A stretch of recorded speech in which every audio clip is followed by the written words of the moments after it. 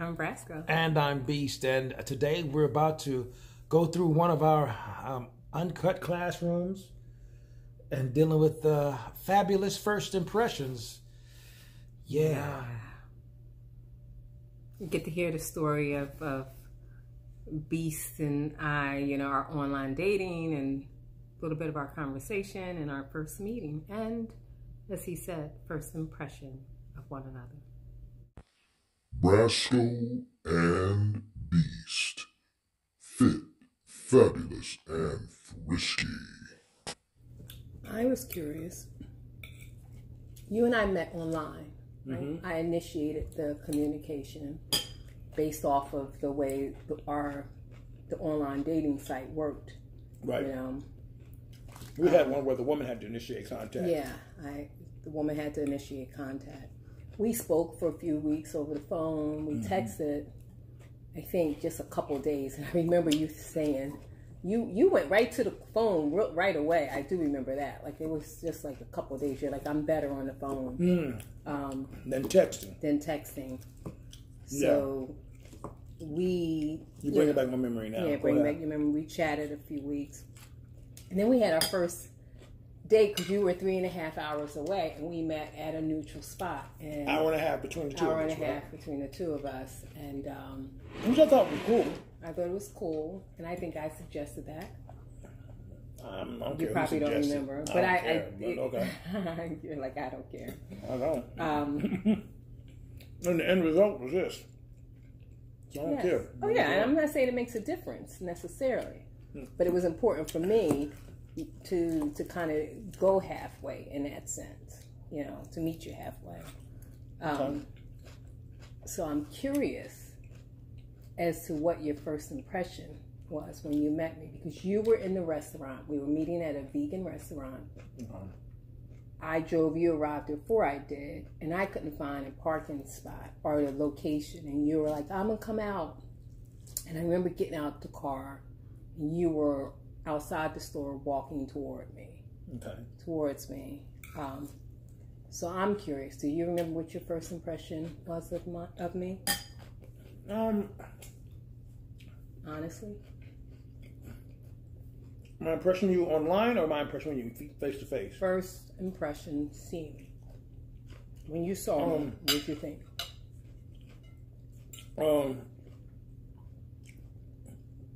There's this movie that I would refer to as to how that would strike my impression of you. It's a little small cult classic. It's about this guy who works in the TSA in Pittsburgh. Real scrawny guy, nerdy guy, Got about 3 other friends he hangs around with.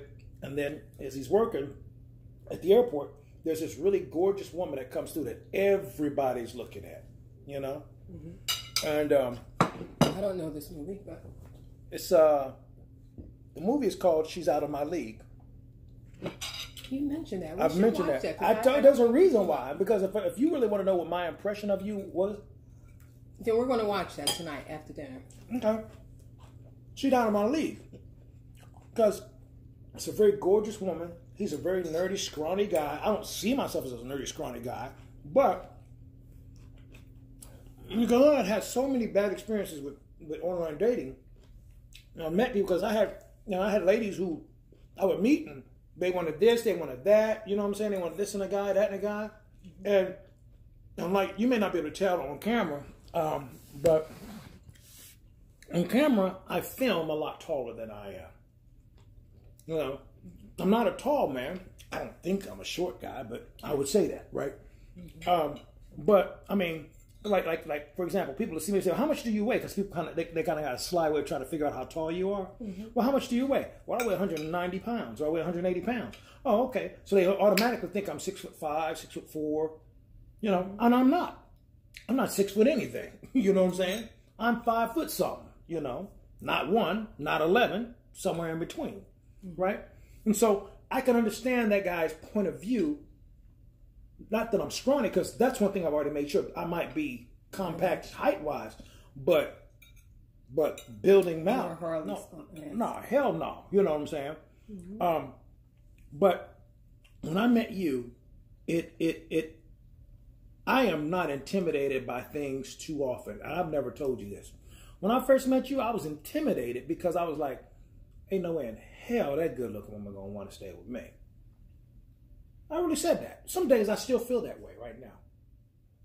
I do. I'm like, man, this woman is too gorgeous to be saying. I mean, you be saying some good shit too. You be like, baby, we in it for the long haul. Baby, I love you. I'm hashtag. I love you. I'm all in. Team, you hashtag Team Beast. Yeah. Right? Yeah. And I'll be like, this motherfucker pulling my leg. She getting ready to get her. She a lawyer, so she's slick. So because you know, you do find little funny ways to not answer questions directly sometimes when you don't want to. It's training. You know. Go ahead. But you know, not that you are a lawyer. It's not that you are a lawyer. It's that you talked like one when I first met you. Mm-hmm. So I was like, man, she's like a lawyer or something. Like she talked like that. She can talk around this or talk around it. Because you know, you were answering questions without answering them. See, that I did catch on to. Yeah. You know what I'm saying? I get that a lot. Yeah, so you would answer questions without answering. And you would. If you don't ask the right question, you won't necessarily receive the Even answer. when I asked the right questions, you found a way. Or I shouldn't say that. Yeah, not the right question. No, there was no. But the way in which you asked it. Because you started being very specific in how you asked. You want to know why I started being specific? Because I saw you being a voice. See, because I have a background a little bit in counseling. Mm-hmm. And so when someone's being evasive, mm-hmm. I start asking exact questions like, what you're doing, you're saying, well, I ain't telling you unless you, okay, then the challenge is like the gauntlet is thrown down. Boom. Oh, okay. Well, let me narrow this scope since you don't want to. That was what it was. There was a jousting for the first time we met. It was a mental jousting, if you remember. I did. It was but a the bit first, but we were jousting over the phone a little we bit. were, so I got that. That actually kind of excited me about you. But I'm kind of focused in on. You had an impression of me when you saw me, and what now, or not now, but after some time, what was so different from your first impression? You know, like what's the thing that you're like, wow, you know. Not that you were wrong, but some enlightenment of some sort. I was wrong. Because I made the assumption that I've been around pretty women all my life, what I work. And they always had certain categories that they always fit into. Mm-hmm. And I couldn't put you in any of those categories. And that was fascinating to me. You know. Because what I found was that you had more softness to you than I thought you did. Because you came in with that hard exterior and it was very convincing. Not everybody gets the... It was very convincing. Mm-hmm. But then I started listening to you.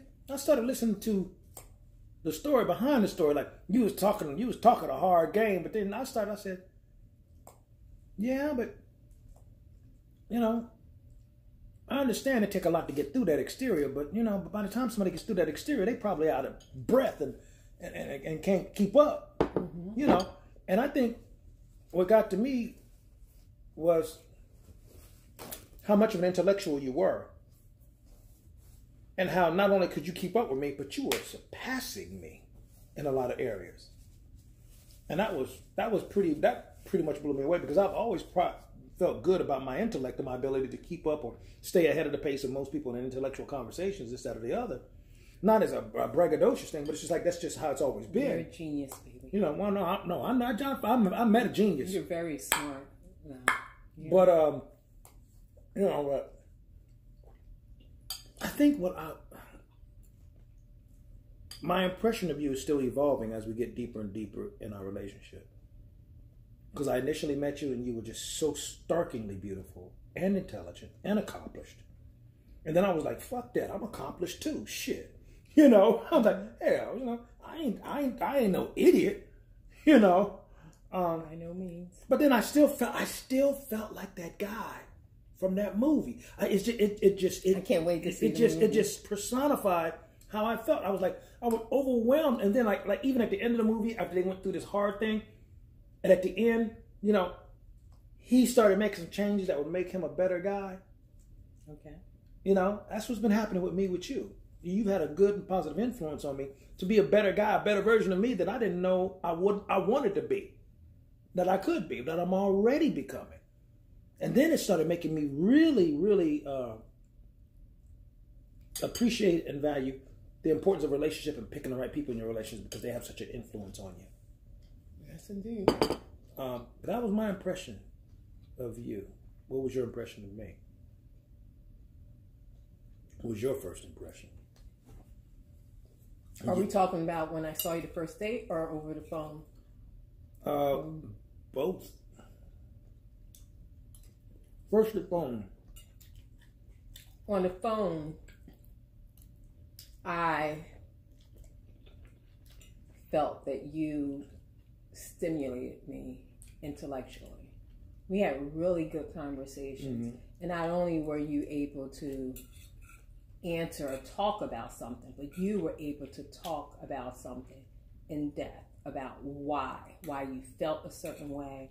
And I'm really big on when people say something or they do something, my big thing is why. And I've found that people, men and women, have a hard time of answering the why behind a question because we're so, we're moving so quickly, we say what we're supposed to say, we do what we're supposed to do. So if you say, you like the color red, and you say, well, why do you like the color red? Lots of people will say, I just like red. No, why do you like red? And I'm that person who asks, like, why? Because you have to pause to think about it. Because if you thought about it, maybe you don't like it. Maybe you don't like it, or you understand why you like it. You may like it because when you were young, your first lollipop was a cinnamon lollipop and it was red. It brings about these, like, there's a reason behind everything that we do. And people don't take the time to really flesh that out, I think. So I felt like we had really stimulating conversation. Thought you were an attractive guy, obviously. The fact that you were vegan. We talked about vegan. That was you didn't a big just thing. Talk about it, but we talked in depth we talked about it in a way that I knew. You asked me why was you vegan? Why did you eat like this? Exactly. All the whys, How long had it been? What do you cook? And so all of us, your fitness. We were able to talk about your fitness over the phone, and you were swimming every morning a mile a day, and you were doing weights in the evening, and you were consistent because I was speaking to you. That was like 3 weeks that had gone by before we met, in person. And then when I saw you, because you do appear taller, and I knew the size, I remember thinking to myself, wow, you were much shorter than I thought you were. I knew you were going to be shorter than I am, because one thing you said on your profile, you said, wear your heels. Women, wear your heels. You're not, and it doesn't intimidate you, or something like that, some phrase. So I was like, okay, he's going to be shorter than I am, but he's pretty confident. But when I saw you, I thought, wow. And I had a little hang up on it, honestly. Like as I was walking towards you and you're walking toward me, because we met outside and then we walked in, and I loved your chest, your broad chest, and your, like I tell you, your traps and your delts. I could see on that burgundy sweater you had. You had this burgundy sweater on. So I was like, the zip up to the neck thing. Yeah. I said the bod. I said the bod is rocking. So I was like, okay. But I was hung up on the height. I was just like, and I told and you used to dating tall cats though, all your life. You used to dating most guys that I NBA height type cats, right? Were 6'3" to 6'6", tall guys, and I generally will wear a 4-inch heel, and I'm above average in height, so it was something. I love it when you wear them heels when we go out. I know you do. You're always like, hey, this is my supermodel. I know. Shoot. Look, y'all don't know, when she put on them heels, that rack come right here. I'll be smiling for the rest of the night. He's so perverted sometimes. But I ain't lying. I might be perverted, but I ain't lying. But our conversation at first date, and we did a lot, I love a person who's into sports, I felt like you touched on all the aspects of who I am, because I, pretty multifaceted. And, so it really, you were a genius and smart and brilliant and a scientist, but you were funny, You know, you were athletic. You know, we worked out. You know, we had some early dates where, you know, now that was cool. You know, now that, we go work out as a part. I'm stressing. You and I had, you know, a date, and I had some bad news that came through. Things I was dealing with, and I remember you saying in the middle of dinner, you know, I'm about to say, maybe we need to end this dinner, you know, because I have to focus, and you're like, you know what, I got an answer for that. Do you keep workout clothes with you? And the one thing that we both do is keep workout. We keep our cars, our gym bag. We always have workout clothes. So that was pretty cool. That was weird. That was weird that you have workout clothes like I had workout clothes. You were like, yeah. I was like, yeah, man, you got that? I do that. You do that? I do that too. Like, okay, yeah, you know. But so I remember that. I remember that moment because that wasn't our first date. Although I tend to remember that as our first date. Me too, yeah. Because, you know, for me, well, I can't say for all men, but for me, you know, it's the one that has the most impact. That was a big impact. Even though the first meeting was a great impact. But it was more the interviewing. It's like an interviewing process for a job, you know. What, the first one? You know, checking the boxes and making sure you know that I have the ability to do this and do that, and letting you see my personality. I'm auditioning to a certain extent. True. You get what I'm saying? I do. But when we went to dinner on that I think it was second or third date. It was something like that. On that second date. It was the second date. Mm-hmm. We went on the second. So I'm only one date off. That ain't too bad. But on the second date, we are sitting there in the restaurant having a date. You get an emergency call. You get distracted. You get stressed because this was a financial problem. Mm-hmm. And nothing stress anybody more than finances. That's what the biggest stress with any relationship, right? Mm-hmm. And, you know, you were trying. I mean, I saw you being a good good soldier, you know. You was acting like it was an athletic event. You was pushing through to the finish line. You're like, I was like, okay, let me finish my, you know. You're like, yeah. I said, well, hey, talk about it. No, it's just some personal stuff. We can go ahead and have our date. And I'm talking to you, and I'm looking at the distraction of the essence of the stress of what you had just heard. Mm-hmm. And that's when I looked at you, and I said, this shit ain't going. This is about to be our last date. I think I shared it with you too. You after I started afterwards, right. You know, and afterwards, and you know, you kind of gave me a hint as to what was going on without because don't nobody want to start airing their dirty laundry and garbage on a second date. Mm-hmm. You know, you might chase somebody away, but I wasn't going nowhere. I made up on the first day I met you. I said I'm gonna give this one all I got, right? Mm-hmm. And so that's when I said, you know what? Let's do this. You got some exercise clothes? I guess I said, let's go to the gym. You looked at me like, huh? I'm like, let's go to the gym. Let's work out. This shit ain't working. And we had just finished some drinks. Mm-hmm. We had just finished some alcohol. We did. We had just finished some alcohol. We had all that food in our bellies. And then our food in our bellies. Appetizers, yeah. We had ate a full meal. I remember, yeah. Right?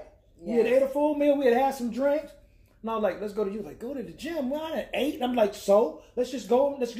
And when we went to the gym, we didn't just work out. We worked out. Hard. I think that's when I introduced you to my 100s. Yes. Yeah. Yeah, because I had this thing I like doing. I like doing 100s, like 100 bench presses for the whole workout, 100 squats for the whole workout, 100 deadlifts. After running, we ran a couple miles too. After running, you know. But then when we got off, after we finished coming off of that, and we were sweating and all that type of stuff, everything was copacetic from then on out. You know, I think that was the, although it was a snap to decision. It played to my strengths, as you probably learned over time. You are a great long-term planner. I love that about you. I can plan long-term too, you know, but you really always are there. You know, you're not, I guess you're a more detailed type of individual. And I'm more of a conceptual person, you know. But one thing that I flourish at, and it goes even for what I do for a living, which helps me, which is I specialize for the last 30 years of my job. I specialize in adjusting and last-minute adjustments. That's my whole essence of what I do for a living. Last minute adjustment. And this was a last minute adjustment. It played to my strength. And I was like, here's what we ought to do. Let's go to the gym and work out. Who would have thought you would have went from dinner to the gym to work out on a second Well, date. it's good that you understood that I was somebody who didn't just talk about working out. But you was about it. Part of my, yeah. Now, your body said all that, baby. I'm sorry. But, I mean, your body would let me know you was about it. You wasn't talking about it. You was being about it. Because I don't think a lot of people necessarily would say, your stress is going on and we're on a date. Let's go work out. I mean, you have to be into working out to find don't do that. To be something that, yeah. So. But that second date, I think that second date was the deal maker. At least it was for me. I remember you saying that. So my last question is this, the same one you gave me. So that was your first impression. So now what's your impression? So what were you wrong about? That's what you asked me. What was I wrong about? What were you wrong about that you found out over time? Because that's been over a year ago. Oh, were you wrong at all? You might not have been wrong at all. Knowing her. She said, I was not wrong at all. I'm trying to think. There.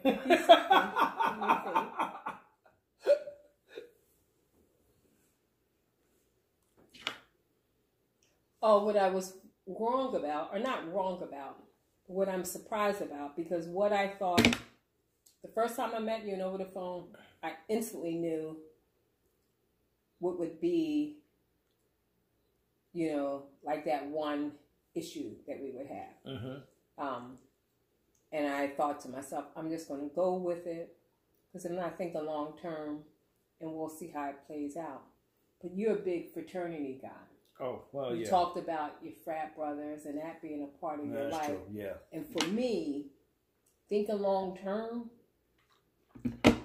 anybody who, their frat brothers, especially, we're talking about we're in our 50s and you're still talking about your frat brother.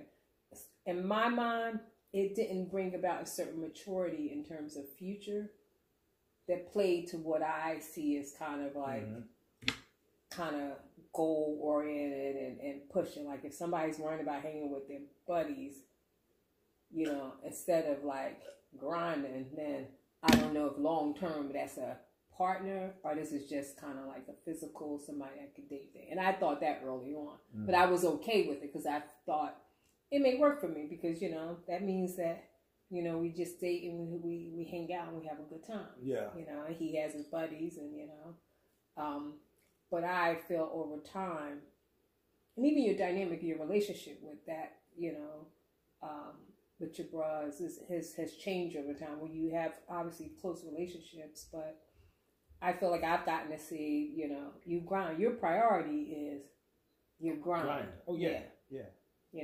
Which means to me that either over time that has changed because you very clearly said to me, he said to me, on the phone and when we met, you're going to have to understand that my bros, that's just a part of my life. I hang with the bros. I'm the bros. Yeah, he said, I'm the bros, like that. And I was like, whoa, okay there. So I think that's the thing where... That's funny now I think about it. Yeah, it's kind of funny because the bros will probably say I'm more about my grind and hanging out with the bros. Because you can't never satisfy them enough anyway. But that's the beautiful thing about that situation. You have to be mature enough to make a decision where your limit is going to be. Mm-hmm. And that comes with maturity, I know because when I first went over, I was married as soon as I went over. I was married, and 2 years after I went over, I was married and had a kid on the way. So I had to immediately grow up and still try to balance hanging out as a neophyte. Mm-hmm.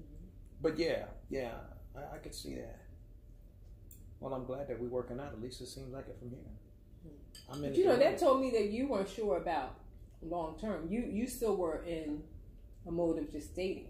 Because the fact that you would say that, true, would mean that you've thrown distance in between any kind of relationship. To put it, Well, to put it bluntly, like you have said on other occasions, this whole dynamic of us working out the way that we work out, it caught me by surprise too, because I wasn't planning on it. I was kind of like you. Well, for short term, we'll stay in this space and hang and have a good time. But then, you got deeper and deeper as I get to know you. And to be around you got sweeter and sweeter.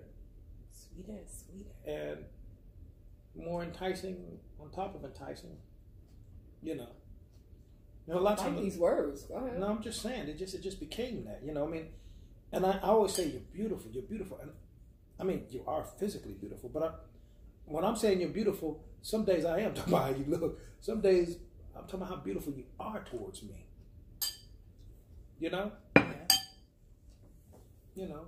I mean, you deep like an ugly woman because they ain't got no choice.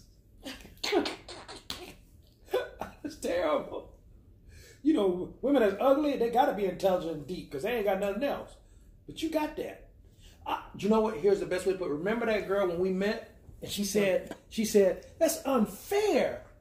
She's this as a profession and she's beautiful. Oh, I that's remember not that. fair. That, yeah. It's not even fair. And that's what you are. You are unfair. You have the best of what somebody without this would have. And on the other side, so you got everything at the same time. Now, now this is what I did say.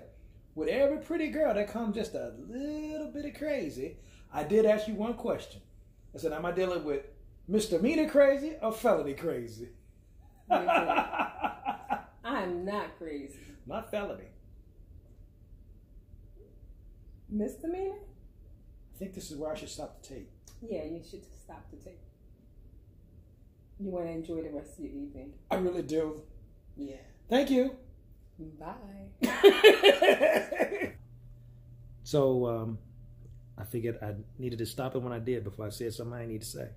Yeah, I think that was really smart. So, by all means, become a subscriber and hit the bell and hit the like on the video. So that you can always have our newest material. And first impressions were lasting ones. And one lasting impression I want to say before this is over with is that I knew you would be worth the investment. I appreciate it, baby. Yes. Okay. I'm Brasco. I'm Beast. We're out of here.